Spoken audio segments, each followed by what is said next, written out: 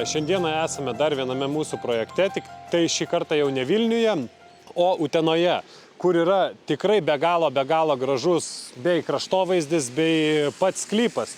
Užeikime į vidų, parodysim, ką čia sukūrėme ir kaip viskas atrodo. Tai gal pradėkim nuo vartų. Vartus turime 5 metrų. Vartelių šiame sklype nėra, todėl kad žmonės pešiom čia nevaikšto, tik tai su automobiliais. Ne, gerai, ne apie tai. Šiame objekte viso tvoros yra 170 kvadratų ir tai dar ne pabaiga, parodysiu toliau, nes žmonės kuo toliau, tuo nori vis daugiau, todėl kad vis sklypas gražėja ir jų kiemas.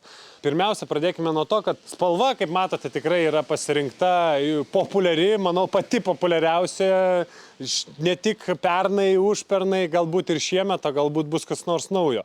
Šiame projekte naudojame pilkus pakabinamus bortelius surenkamo pamato, taip pat rombo tvora čia buvo dėstoma keliais lygiais, tai yra laiptuojama pagal reljefą, nes formuojami tiek gerbūvio elementai,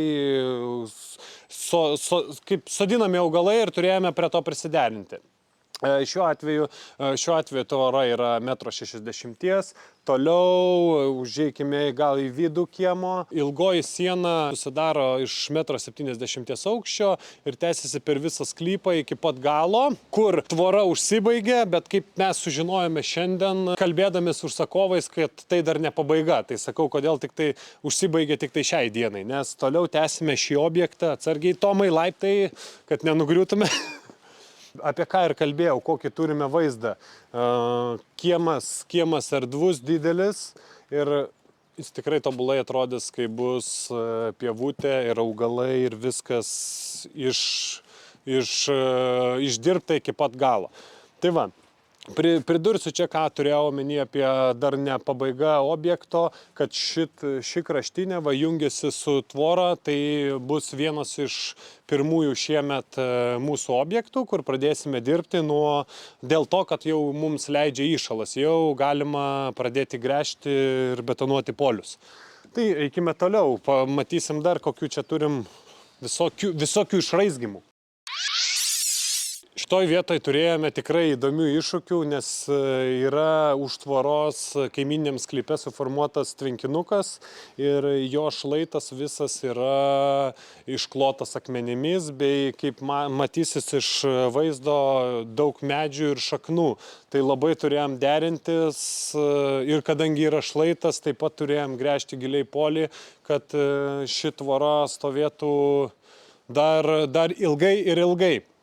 Todėl čia darbas užtruko tikrai ganėtinai galbūt 2 ar net 3 kartus ilgiau. Gręžiama buvo dar rudenį, lapkričio mėnesį, todėl per žiemą nieko neatsitiko, bet tai ir neturėtų atsitikti, todėl kad viską buvo labai žiūrima atsakingai ir gylis parinktas tikrai poliam atitinkantis reikalavimus ir apskritai pagal praktiką. Čia turime tokią gražią vietą, šalia ir kubilas, todėl žmonės atsitveria šiek tiek jaukumo, privatumo, priduoda šiuo atveju mūsų tvora gaminama ir montuojama.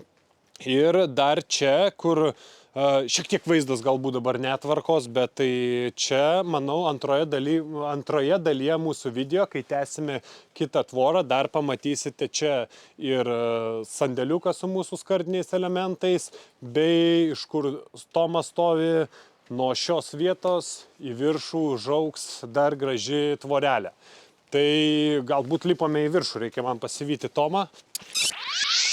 Tai va, eikime toliau. Šitoje vietoje buvo prie šlaito suformuotas toks galbūt visai įdomus sulaiptavimas, ką galėtume parodyti vizualiai, kad žmogus žinotų, kaip galima apsidirbti pamatą.